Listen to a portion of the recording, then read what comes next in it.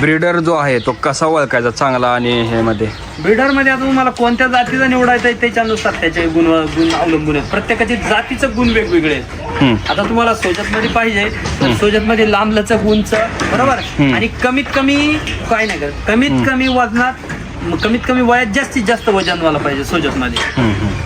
मग आता बरोबर. आता तुम्ही ह्या ज्या सोजत जातीच्या शेळ्या आहेत, आता बऱ्याच लोकांचं म्हणणं असतं की आपल्या भागात आपल्या महाराष्ट्राच्या वातावरणात टिकतील याच्यासाठी आपल्याकडे हे सूट होतील. तर यात विषय असा सगळ्यात भारी प्रश्न आहे हा. तर ऐकून घ्या, जे आपल्या महाराष्ट्रातलं वातावरण आहे सगळ्यात ऑलिव्ह वेल आहे. याच्यात तुम्ही राजस्थान मध्ये गेले तर तुम्ही थंडीत आहे ना, थंडीत तुमचं 4-5 अंश सेल्सिअस पर्यंत आहे. आणि जे उन्हाळ्यातलं तापमान आहे बरोबर, तर उन्हाळ्यात तिथं आजच्या घडीला 40+ आहे आत्ता. आणि आपल्याकडे 40+ अजून गेलं नाही, 40+ असतं तिकडे. 40 पासून तर 48 डिग्री सेल्सिअस टेम्परेचर. बरोबर. राजस्थान आपलं वातावरण म्हणजे सगळ्यात ऑलिव्ह वेल. राजस्थान पेक्षा आपल्याकडे वेट गेन जबरदस्तच येणार, एवढी गॅरंटी माझी.